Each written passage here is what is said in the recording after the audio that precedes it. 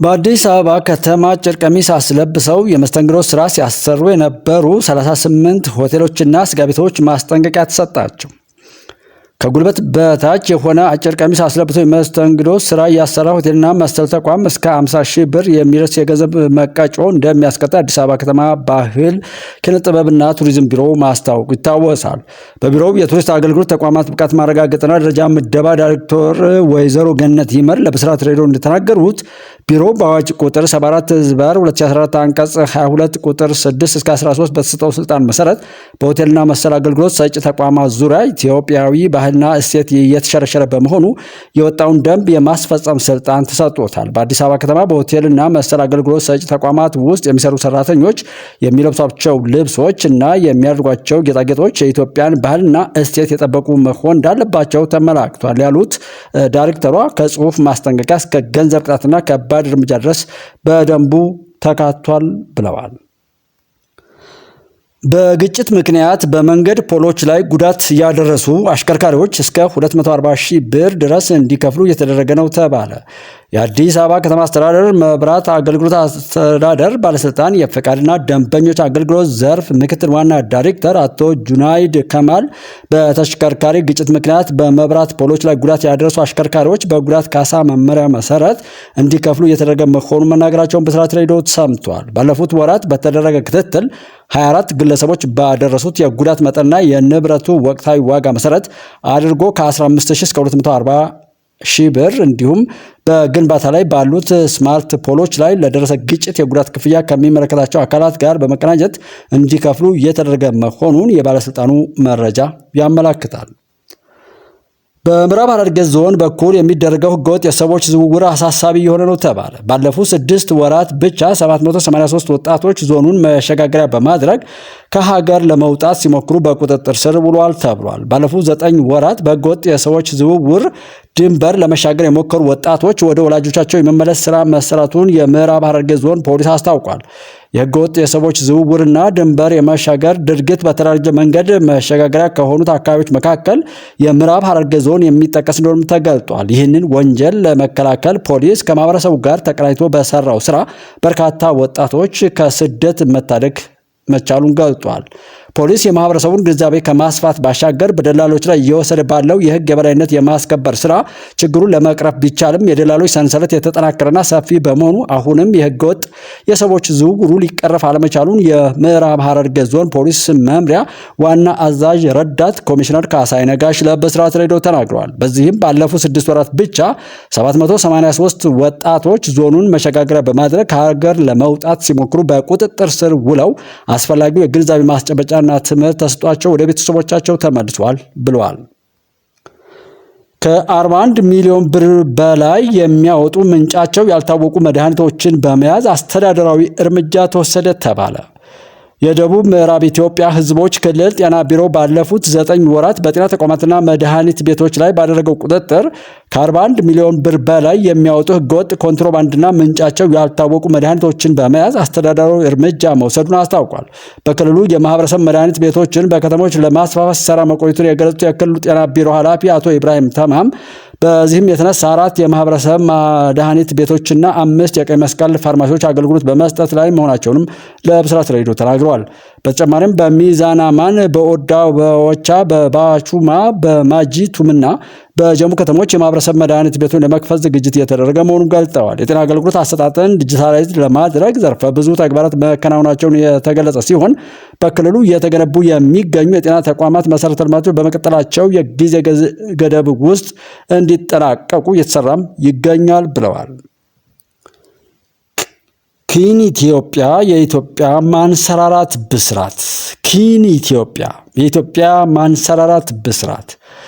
በስልጣኔ ወደፊት የተራመዱት የዓለም ሀገራት ፊልሞቻቸውንና ሙዚቃዎቻቸውን በመጠቀም ዜጎቻቸውን በሚፈልጉት ሀገራዊ ህልም ከመቅረጻቸውን ባሻገር በዓለም ህዝቦች ዘንድ ገናናና ተጽዕኖ ፈጣሪዎች ሆነው ለመታየት የቻሉት የኪነ ጥበብ ባለሙያዎች በሚሰሯቸው ስራዎች ያላቸውን ትንሽ ነገር እንኳ ቢሆን ከፍ ባለ መልኩ በማሳየት የዓለምን ትኩረት መሳብ በመቻላቸው ነው።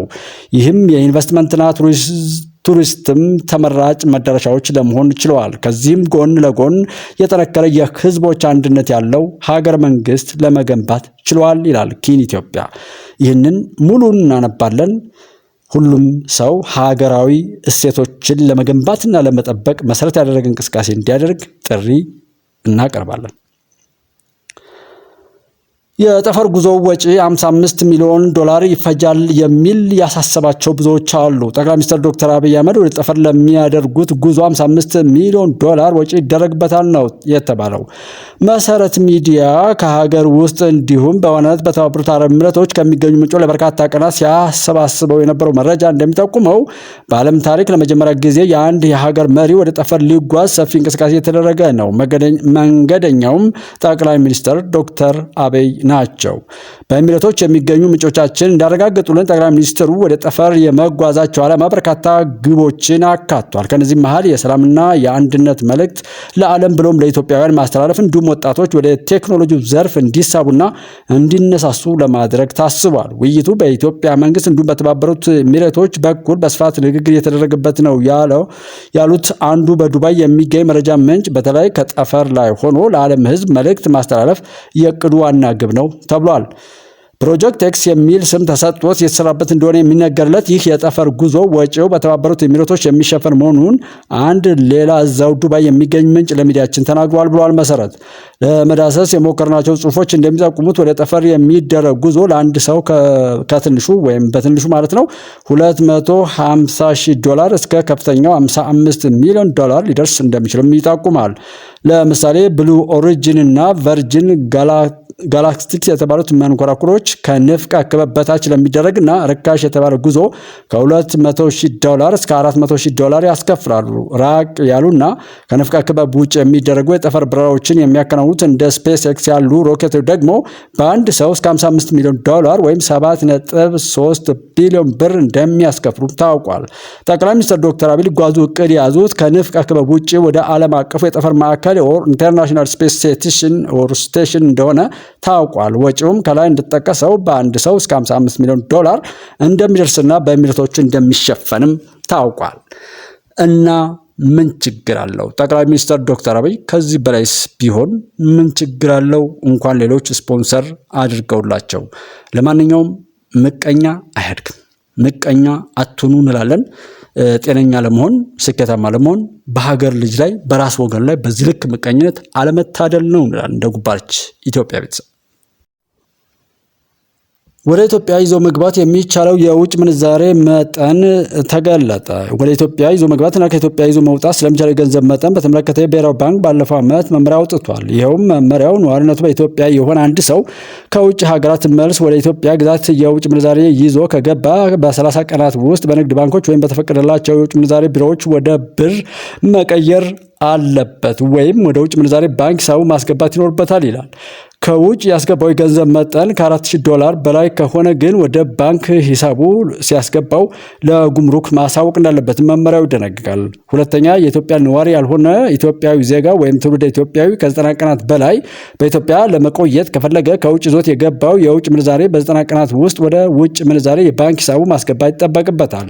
ይዞት የገባው የገንዘብ መጠን $10,000 በላይ ከሆነ ግን ወደ ብር ሲቀይረው አሊያም ወደ ባንክ ሂሳቡ ሲያስገባው ለጉምሩክ ማሳወቅ ወይም ማስመዝገብ አለበት ይላል መመሪያው። የኢትዮጵያ ነዋሪ ያልሆነ የውጭ ዜጋ የውጭ ምንዛሬውን የቪዛ ጊዜው እስኪያልቅ ድረስ መያዝ ይችላል። ስለ ጉዳዩ ለቲክቫህ ኢትዮጵያ አስተያየት የሰጡት የባንክ ባለሙያ አንድ ሰው ወደ ኢትዮጵያ ሲገባ ለጉምሩክ ማሳወቅ ማስመዝገብ ከሚጠበቅበት መጠን በታች የሆነ የውጭ ምንዛሬ ከያዘ በጉምሩክ እንዲያስመዘግብ አይገደድም ብለዋል። የፍርድ ቤት ትዕዛዝ ተከብሮ አባላችን ይለቀቅ ሲል የኢትዮጵያ ዜጎች ለማህበራዊ ፍትህ ፓርቲ ዜማ ተናገረ። የኢትዮጵያ ዜጎች ለማህበራዊ ፍትህ ፓርቲ ዜማ የባህር ዳር ከተማ ስራ አስፈጻሚና በአማራ ክልል የሚገኙ ፓርቲዎች የጋራ ምክር ቤት የስራ አስፈጻሚ ሆነው ያገለገሉ የቆዩት አቶ ኃይለማርያም ብርሃኑ ሚያዝያ 21 ቀን 2017 ዓ.ም ምሽት 2 ሰዓት ላይ በፖሊስ ከቤታቸው ተወስደው በባህር ዳር ከተማ በሚገኘው ሁለተኛ ፖሊስ ጣቢያ መታሰራቸውን የኢትዮጵያ ዜጎች ለማህበራዊ ፍትህ የህግና አባላት ደህንነት ጉዳይ መምሪያ ኃላፊ አቶ ስዩም ለቲክቫህ ተናግረዋል ብሏል። ቲክቫህ ግለሰቡ ለ13 ቀናት ያለምንም ክስ በፖሊስ ጣቢያው ታስረው መቆየታቸውን የሚናገሩት አቶ ስዩም ፓርቲው በክልሉ ሰላምና ጸጥታ ቢሮ፣ ለባህር ዳር ከንቲባ ጽሕፈት ቤት እንዲሁም ለምርጫ ቦርድ አባሉ እንዲለቀቅ አሊያም ፍርድ ቤት እንዲቀርብ በደብዳቤ ቢጠይቅም ምላሽ ባለማግኘቱ ግንቦት 4 ቀን 2017 ዓ.ም በባህር ዳር ከተማ ከፍተኛ ፍርድ ቤት አካልን ነፃ የማውጣት ክስ ተመስርቶ ግንቦት 12 2017 ዓ.ም ፍርድ ቤቱ ከእስር እንዲፈቱ ትዕዛዝ ያስተላለፈ ቢሆንም የፍርድ ቤቱ ውሳኔ ተግባራዊ አልሆነም ብለዋል። ይባሱንም ትናንት ግንቦት 13 ቀን 2017 ዓ.ም ከነበሩበት ሁለተኛ ፖሊስ ጣቢያ ቤተሰቦቻቸው ሄደው ሲጠይቁ ተጭኖ ሂዷል የሚል ምላሽ እንደተሰጣቸውና አሁን የት እንዳሉ ማወቅ አለመቻሉን አቶ ስዩም አክለዋል። መንግስት ከህግ በላይ ሆኗል ብለው የተቹት የኢትዮጵያ ዜጎች ለማህበራዊ ፍትህ የህግና አባላት ደህንነት ጉዳይ መምሪያ ኃላፊ አቶ ስዩም የፍርድ ቤት ትዕዛዝና የህግ የበላይነት ተከብሮ አባላቸው በአስቸኳይ እንዲፈቱ ጥሪ አቅርበዋል። አቶ ኃይለማርያም ብርሃኑ የፋርማሲ ባለሙያ በመሆናቸው ምናልባት ከሰሞኑ የጤና ባለሙያዎች እንቅስቃሴ ግንኙነት ጋር ተጠርጥረው ይሆን የታሰሩት ሲል ትግባ ኢትዮጵያ ላነሳው ጥያቄ አቶ ስዩም ሲመልሱ አባሉ በምን ተጠርጥሮ እንደታሰረ ፍርድ ቤት ቀርቦ የሚያስረዳ አካል ባለመቅረቡ ነው ፍርድ ቤቱ በነፃ የለቀቀው። ግለሰቡን ያለ አንዳች ምክንያት ከ20 ቀን በላይ ማሰር፣ ፍርድ ቤት ይለቀቅ ሲል የፍርድ ቤት ውሳኔን አለማክበር፣ ከዚያም ግለሰቡን መሰወር መንግስት ራሱ ስርዓት አልበኛ መሆኑን ማሳያ ነው ብለዋል። የድሪም ኬር አጠቃላይ ሆስፒታል የፋርማሲ ክፍል ኃላፊ የኢዜማ አባል የሆኑት ሲኒየር ፋርማሲስት ኃይለማርያም ብርሃኑ ፓርቲውን በመወከል የ2013 ዓ.ም በነበረው ሀገራዊ ምርጫ የአማራ ክልል ምክር ቤት እጩ ተወዳዳሪ እንዲሁም በአማራ ክልል በነበረው ሀገራዊ ምክክር አጀንዳ ማሰባሰብ ፓርቲውን ወክለው ንቁ ተሳታፊ የነበሩ መሆናቸውን ከፓርቲው የተገኘው መረጃ ያመለክታል ሲል ቲክቫ ዘግቧል። ከትግራይ ማዕከላዊ ዞን ከተሞች አንዷ በሆነችው እንጥጮ ቀበሌ 03 በተለምዶ እንዳባዱላ ተብሎ በሚጠራ ቦታ ዝክር ላይ አጋጥሟል በተባለ የምግብ መመረዝ በርካታ ሰዎች ለህመም መዳረጋቸው ተነገረ። ግንቦት 12 ቀን 2017 ዓ.ም በቅዱስ ሚካኤል ዕለት አንዲት እናት ባዘጋጁት ዝክር ላይ ጸበል ለመቅመስ የታደሙ ሰዎች ጠላና የበሰለ አተር ከቀመሱ በኋላ ህመም እንዳጋጠማቸውና ወደ ሆስፒታል እንደገቡ ከከተማው ኮሚኒኬሽን ያገኘነው መረጃ ያመለክታል ብሏል ቲግባ። በወቅቱ ከነበሩ 78 የዝክሩ ታዳሚዎች ሁሉም የጤና መታወክ አጋጥሟቸዋል። ወዲያው በከተማው ወደሚገኝ ሆስፒታል አምርተው አስቸኳይ ሕክምናም ተደርጎላቸዋል። በክስተቱ አንድም ያጋጠመ ሞት የለም። ሕክምናውም ወስደው ከተሻላቸው ሰዎች መካከል ወደ ቤታቸው የተመለሱ እንዳሉ ከሆስፒታል የተገኘው መረጃ ያሳያል። ዘግይቶ በተገኘ መረጃ ደግሞ የተዘጋጀውን ጠበል መጠጥና መብልና መጠጥ ወደ ቤተክርስቲያን ተወስዶላቸው የቀመሱ ሌሎች ተጨማሪ 10 ሰዎችም የጤና እክል አጋጥሟቸው ወደ ሆስፒታል እንደገቡ ተሰምቷል። የታማሚዎች ቁጥር 88 መድረሱ ነው ከአካባቢው የተገኘ መረጃ የሚያመላክተው። ዝክሩን ወይም ጸበሉን ያዘጋጁት እናት በፖሊስ ቁጥጥር ስር ውለው ምርመራ እየተደረገባቸው እንደሆነ የከተማው ኮሚኒኬሽን አሳውቋል ሲል ቲክቫ ነው የዘገበው።